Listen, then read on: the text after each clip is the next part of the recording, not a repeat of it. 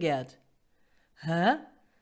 Okay, Hefewasser und Mehl habe ich hier, Dinkelmehl. Aber war nicht irgendwas im Titel und Vorschaubild mit Levito Madre?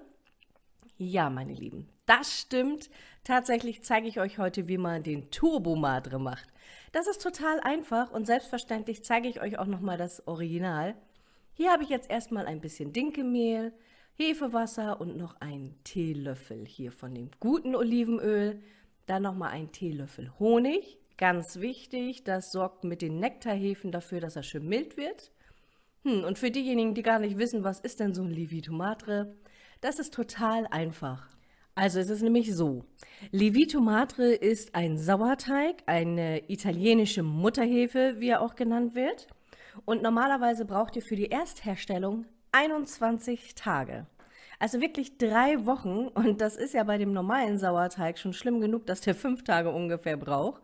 Doch heute zeige ich euch erst einmal die Turbo-Variante. 1,5 Tage maximal. Das ist der Wahnsinn. Und ich zeige euch auch später nochmal, wenn ich euch den Original Levito Madre hier auf meinem Kanal zeige, den Unterschied zwischen der Turbo-Variante und der normalen Variante. Ist total interessant, hat hier, glaube ich, sonst auch noch keiner gemacht. Also, ich habe jetzt erst einmal hier 100 Gramm Weizenmehl genommen, 100 Gramm Hefewasser, Teelöffel Honig, Teelöffel Olivenöl. Die ganzen Zutaten und Schritte schreibe ich euch selbstverständlich wie immer unter diesem Video. Das Ganze verrühre ich jetzt erst einmal ordentlich. Ich habe das am Abend gemacht. So reicht das völlig aus. Ich decke das ab. Die Schüssel ist ganz wichtig, dass ihr die vorher richtig heiß und lange ausspült, damit es schön sauber gearbeitet wird. Bei meinem ersten Levito Madre, den ich letztes Jahr im November gemacht habe, wo ja das Videomaterial verloren gegangen ist, war das nicht so gut. So, dann 12 Stunden später, Zimmertemperatur. Naja, theoretisch sieht es aus wie ein ganz normaler Vorteig.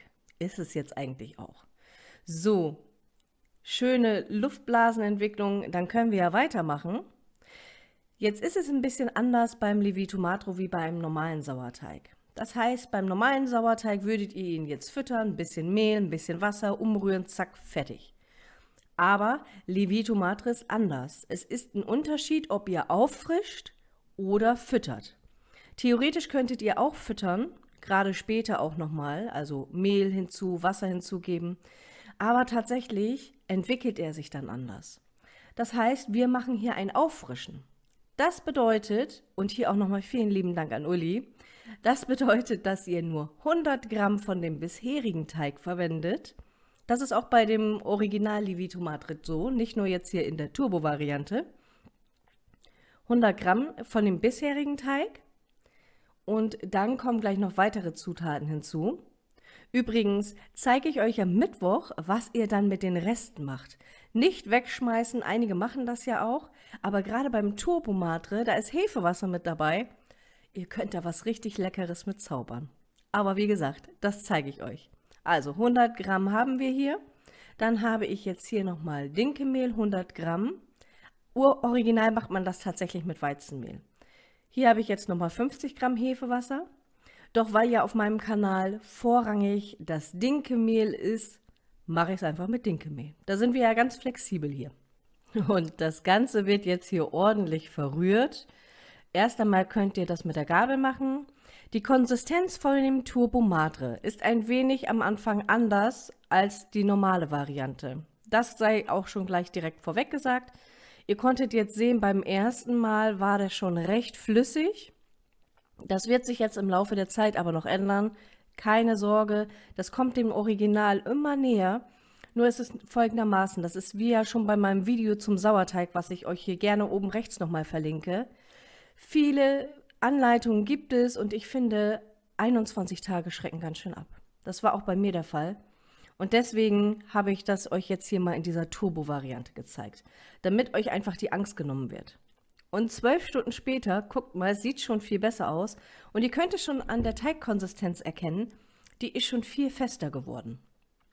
So, Schritt 3 kommt jetzt und dann habt ihr es auch schon fast geschafft. Also es ist wirklich der Wahnsinn. 1,5 Tage statt wirklich 21 Tage. Und mir geht es wirklich darum, ihr könnt auch das Original machen. Das zeige ich euch demnächst auch nochmal hier ausführlich, auch mit dem Unterschied hier zu dem Turbo Matre, das hatte ich ja vorhin schon mal gesagt. Nur mir geht es wirklich darum, Leuten die Angst zu nehmen oder auch überhaupt erstmal die Möglichkeit zu geben, das auszuprobieren, ob das was für sie ist, bevor sie sich an der 21-Tage-Variante versuchen. Das nur so vorab. Ich bin schon sehr gespannt, wie ihr darüber denkt. Ich weiß, einige von euch arbeiten schon mit der Livito Matre. Und ich freue mich auch schon auf die neuen Rezepte, die ich euch dann zeige. Hier übrigens, das war der erste Vorteig. Also ihr könnt die Konsistenz sehen. Vorne ganz flüssig und oben schon viel fester. Und das wird sich auch noch weiterhin ändern. So, wieder 100 Gramm. Also eigentlich kann man sich das auch echt richtig gut merken. Das ist schon eine ganz schön klebrige Angelegenheit. Durch den Honig kommen nämlich nochmal andere Mikroorganismen in den Sauerteig. Dadurch ist der viel milder und angenehmer und daher kann der Livito Matre als Sauerteig auch bei süßem Gebäck genommen werden. Ich glaube, ein Roggen, Dinkel oder Weizensauer würde man normalerweise nicht dafür nehmen, sondern tatsächlich echt für Brot, Brötchen und auch Baguettes.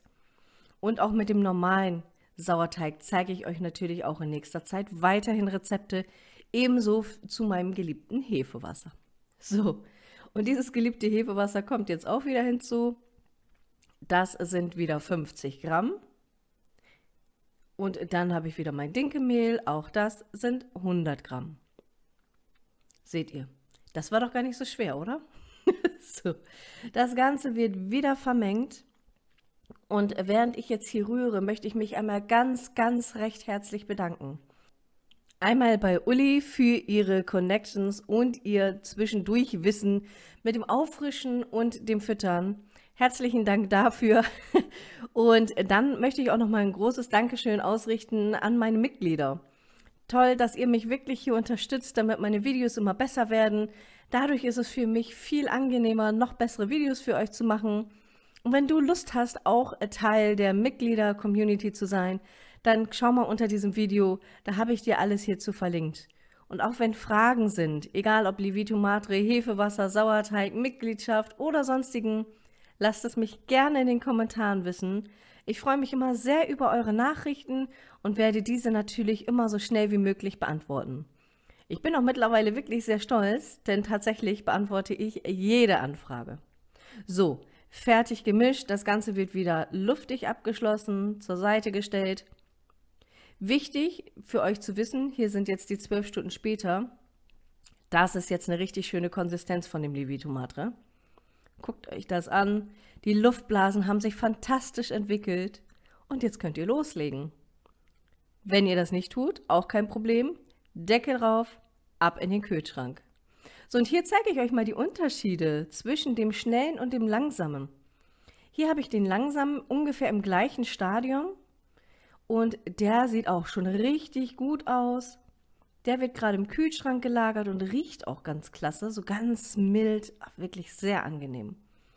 So, und hier habe ich das schnelle Livito Matre, das war auch im Kühlschrank. Das ist schon ein bisschen mehr eingesackt. Das liegt aber wirklich daran, weil es die Turbo-Variante ist. Und was kann ich jetzt mit den Resten machen? Tja, gar kein Problem. Das zeige ich euch hier. Erst einmal habe ich euch ja versprochen, am Mittwoch gibt es etwas Leckeres. Dazu gleich noch ein bisschen mehr. Jetzt mache ich es aber so, dass ich diesen Livito Matre auffrische. Dabei werden Reste entstehen und was wir damit machen, das kommt gleich.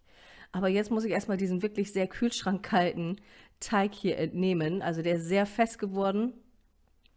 Und was nochmal ganz wichtig wirklich zu erwähnen ist, das habe ich vielleicht noch nicht genügend getan, jedes Mal, wenn ich den Teig in diese Schüssel gegeben habe, habe ich diese Schüssel vorher nochmal richtig heiß und lange ausgespült. Ganz, ganz wichtig bei Livito Matre. So, und hier frische ich ihn jetzt auf.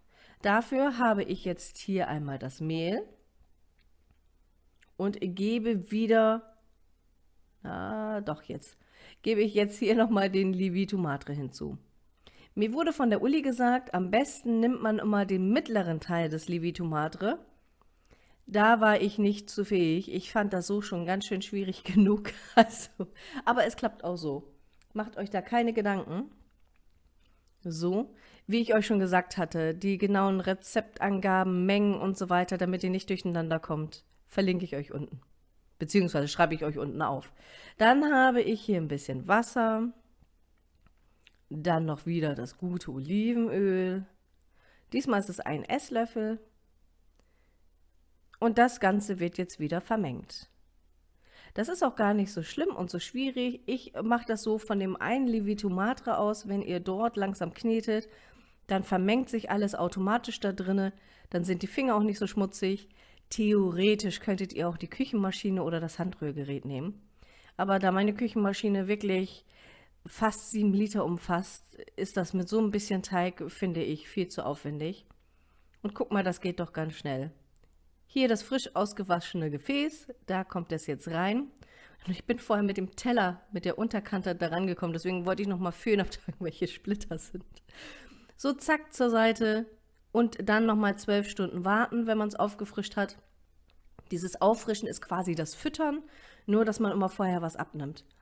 So sieht das doch ganz gut aus und kann jetzt wieder weiter im Kühlschrank lagern, bis ich es benutze. Tja, was wollte ich euch noch zeigen? Genau.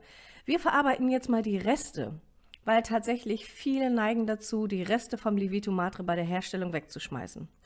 Das kann man machen, muss man aber nicht. Ich zeige euch, wie ihr die jetzt erst einmal weiterverwendet, und zwar, wie man den Levito Madre ganz einfach trocknet.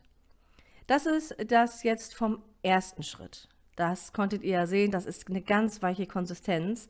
Und wie ihr gleich mit den festeren Konsistenzen rumtrickst, damit es auch ganz einfach geht, das zeige ich euch gleich.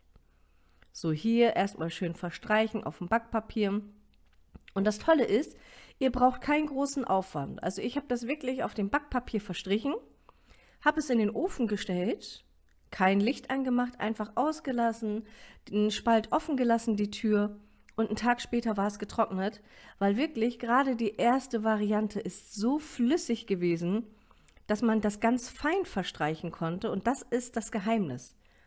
Ganz fein verstreichen und es trocknet richtig schnell, auch ohne irgendein Dörrgerät oder dass man den Backofen anmacht. Wichtig, wenn ihr das ein bisschen schneller haben wollt, macht bitte nur das Licht vom Backofen an. Denn ansonsten kann es passieren, dass euch das verbrennt. Das wäre nicht so gut.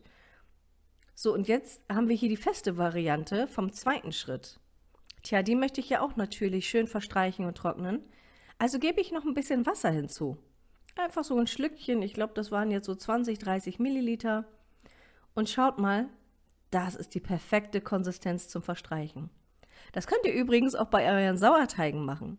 Wenn ihr merkt, die sind einfach zu fest zum Verstreichen, ein bisschen Wasser hinzu, dann sind die richtig schön streichfähig. So.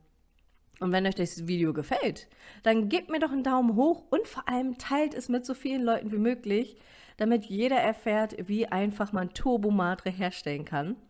Und wenn ihr das noch nicht getan habt und noch mehr über Hefe, Wasser, Sauerteig und Levito Madre erfahren wollt, dann abonniert den Kanal und aktiviert die Glocke. Dann erfahrt ihr immer als erstes, sobald ein neues Video hochgeladen wurde. So, und ich verstreiche das Ganze jetzt hier und gleich zeige ich euch wirklich was ganz Leckeres. Oh, ich kann es gar nicht abwarten. Die wurden mir hier förmlich aus der Hand gerissen und ich werde die wahrscheinlich jetzt jede Woche machen müssen. Ob ich das will oder nicht, aber glücklicherweise will ich. Ich zeige euch gleich mal, um was es geht. So, hier ist jetzt die zweite Ladung, die auch in den Ofen wandert zum Trocknen. Einen Tag später sieht das Ganze so aus. Das ist richtig toll geworden. Dadurch, dass das so dünn verstrichen wurde, lässt es sich ganz toll verarbeiten. So, ganz fein. Ich packe das jetzt erst einmal hier in eine Schüssel hinein und wenn ihr Lust habt, dann zeige ich euch mal meine ganzen getrockneten Sauerteige, mein Backmalz und wie ich das bevorrate. Falls ihr daran Interesse habt, dann schreibt es mir doch unten in die Kommentare hinein. Eine Anfrage hatte ich da nämlich schon und ich habe ja tatsächlich mittlerweile Dinkelsauerteig, Weizensauerteig, Backmalz mache ich selber, Roggensauerteig. Dann habe ich natürlich die selbstgemachte Trockenhefe aus meinem Hefewasser. Jetzt kommt hier noch der Levito Madre hinzu. Also wirklich eine ganz illustre Sammlung hier. So, und ich sammle mir das jetzt hier erstmal zusammen, packe mir das in die Schüssel. Und wenn ich möchte, kann ich das mit meiner Gewürzmühle aus meiner Küchenmaschine nochmal eben fein mahlen. Das werde ich zu einem späteren Zeitpunkt nochmal machen. Bis dahin lasse ich das jetzt einfach so dort stehen im Abstellraum.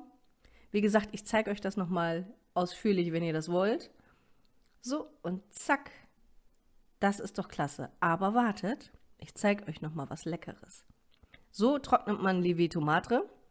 Was kann man denn sonst noch machen? Leckere Cracker! Die gibt es am Mittwoch. Liebe Grüße, eure Emma.